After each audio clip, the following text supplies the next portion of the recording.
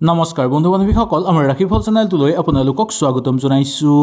এই সৰস্বতী পূজাৰ পিছতেই ৫ ৰাশি জাতক জাতিকাসকলৰ ভাগ্য বিশেষভাৱে সলনি হ'বলৈ গৈ আছে।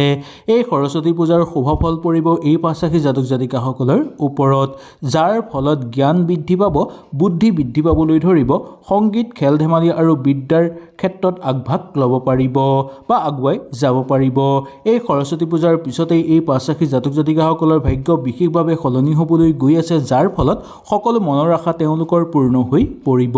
আহক তেনেহ'লে আমি বেছি দেৰি নকৰি সুন্দৰভাৱে জানি লওঁ।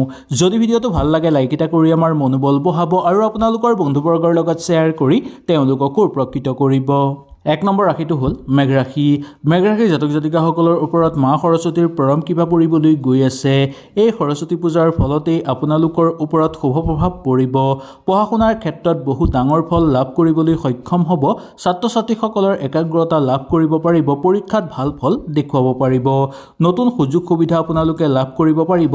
নতুন কিছু বিষয় শিকিবলৈ আপোনালোকে আগ্ৰহী হৈ পৰিব আৰু লগতে নতুন বস্তু শিকি আপোনালোকে আগুৱাই যোৱাৰ প্ৰবল সম্ভাৱনা দেখিবলৈ পোৱা যায়। এই সৰস্বতী পূজাৰ পিছতেই ভাগ্য বিশেষভাৱে সলনি হৈ পৰিব আপোনালোকৰ, যাৰ ফলত কৰ্মক্ষেত্ৰত বহুদূৰ আগুৱাই যাব পাৰিব।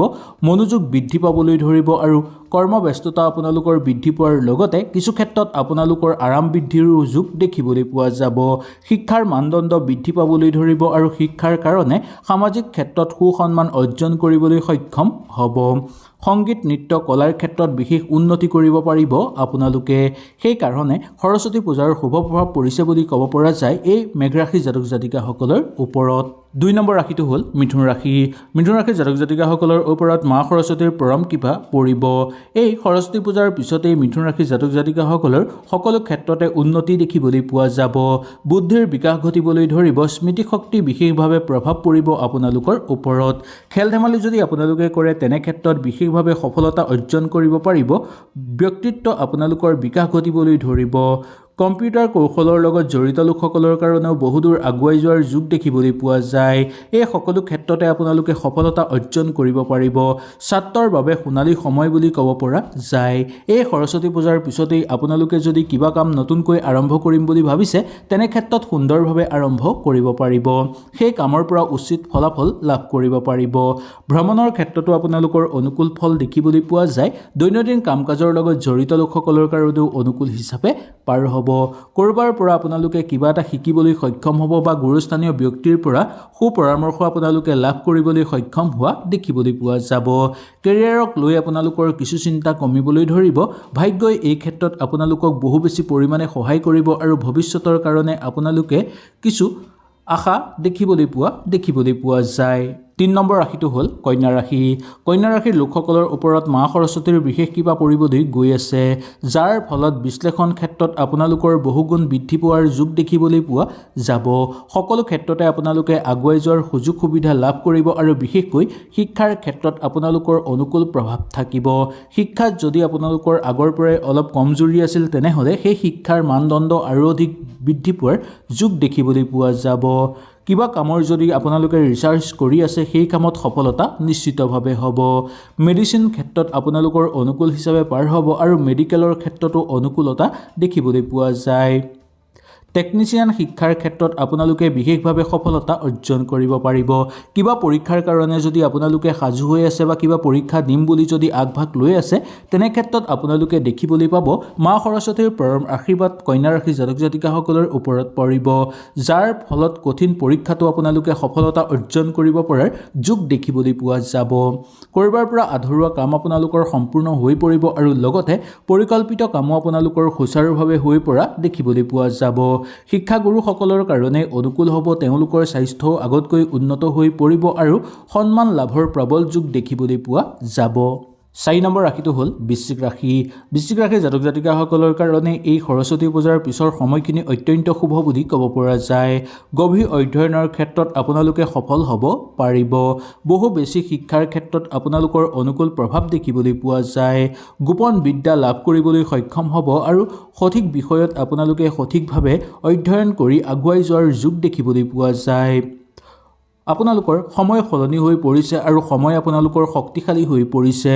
মনোযোগ বৃদ্ধি পাবলৈ ধৰিব আৰু লগতে আপোনালোকৰ নতুন নতুন ক্ষেত্ৰত সফলতা অহাটো নিশ্চিত বুলি ক'ব পৰা যায়।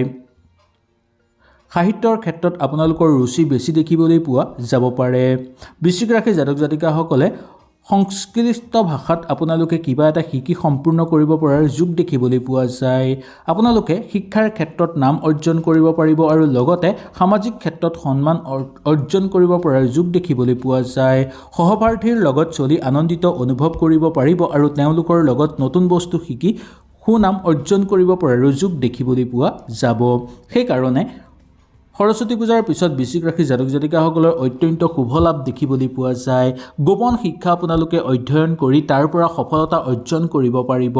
শিক্ষাৰ্থীসকলে দূৰ ভ্ৰমণ কৰিবলগীয়া হ'ব পাৰে বা কিবা পৰীক্ষাৰ কাৰণে যদি দূৰ ভ্ৰমণ কৰিম বুলি ভাবি আছে তেনেহ'লে আপোনালোকৰ অনুকূল দেখিবলৈ পোৱা যাব।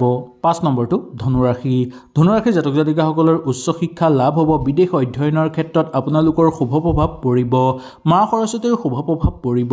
সৰস্বতী পূজাৰ পিছতেই আপোনালোকে ধৰ্ম কৰ্মৰ ক্ষেত্ৰত বেছি আগ্ৰহী হৈ পৰিব।